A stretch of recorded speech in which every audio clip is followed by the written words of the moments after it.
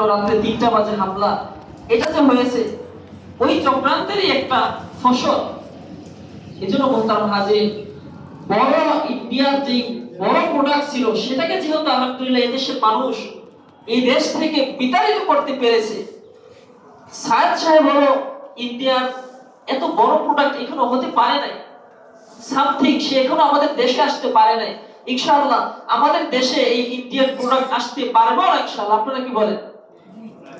এটা কখনোই আসতে পারবে না, কারণ ইন্ডিয়ার সাথে আমাদের রাষ্ট্র পরিচালনার ক্ষেত্রে যে সমস্ত সম্পর্ক তাদের সাথে রাখা দরকার সেটা থাকবে, কিন্তু আমাদের ধর্মের বিষয়ে যদি তাদের কোনো হস্তক্ষেপ চলে আসে সেটা বাংলাদেশের মুসলমান নয়, বাংলাদেশের কোনো মানুষ সেটাকে মেনে নেবে না ইনশাআল্লাহ।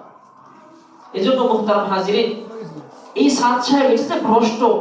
নয়া দিগন্ত যে রিপোর্ট করেছে যে দেখেন এই সাদ সাহেবের মধ্যেও কিন্তু আলেম আছে। পৃথিবীতে এই যে আলেম সম্প্রদায় তাদের মধ্যেও কিছু মানুষ, কিছু ওলামায়ে কেরাম এমন থাকবে যারা দুনিয়ামুখী হয়ে যাবে। আল্লাহ হেফাজত করুন, এই সমস্ত আলেমদের পরিণতি অনেক ভয়াবহ। আল্লাহ পাক রব্বুল আলামিন কিয়ামতের ময়দানে সর্বপ্রথম যাদেরকে হিসাব নেওয়ার জন্য, যাদের হিসাব করার জন্য ডাকবেন, 1 নম্বরে আলেম।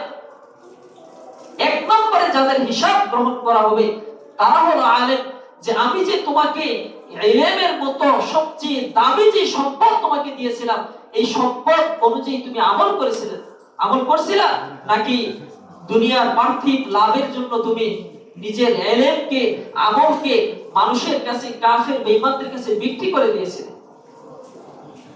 এই যে এতাতি যে গ্রুপ একটা আছে সাদ সাহেব, এদের সম্পর্ক সরাসরি ইসরায়েলের সাথে। আর ইসরায়েল তো মুসলমানদের বন্ধু নাকি?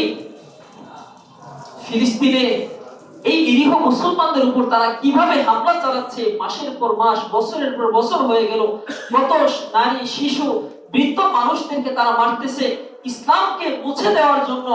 এই সাদ সাহেবের এই এতাতি গ্রুপের সম্পর্ক সরাসরি ইসরায়েলের সাথে। নয়া দিগন্তের রিপোর্ট আপনার পত্রিকা দেখে নেবেন। এজন্য মুহতারাম হাজিরিন, সব আলেমকে অনুসরণ করা যাবে না, বরং সাদ সাহেবের যে এতাতির যে বিষয়টা আছে এটা আমাদের মাথা থেকে একেবারে ঝেড়ে ফেলে একেবারে মুছে দেন। তারা কিছুই নেই, তাবলীগ একটা, উলামায়ে কেরামের তাবলীগ। আর তাবলীগ করার জন্য নির্দেশ আল্লাহ পাক রব্বুল আলামিন আমাদেরকে দিয়েছেন। এজন্য আমাদের প্রত্যেকের উপর তাবলীগ করা ফরজ। আমি কোরআন এবং হাদিসের যে জ্ঞানটা আমার ভিতরে আছে, আমার পার্শ্ববর্তী ভাই যার ভিতরে এই জ্ঞানটা নাই তাকে আমার জ্ঞানটা পৌঁছিয়ে দেওয়া ফরজ। এই ফরজের বিধান কে দিয়েছেন? আল্লাহ পাক রব্বুল আলামিন দিয়েছেন। এইজন্য তাবলীগ আমাদেরকে করতে হবে। তাবলীগের প্রতি একেবারে খারাপ ধারণা রাখা এটা আমাদের জন্য ঠিক হবে না।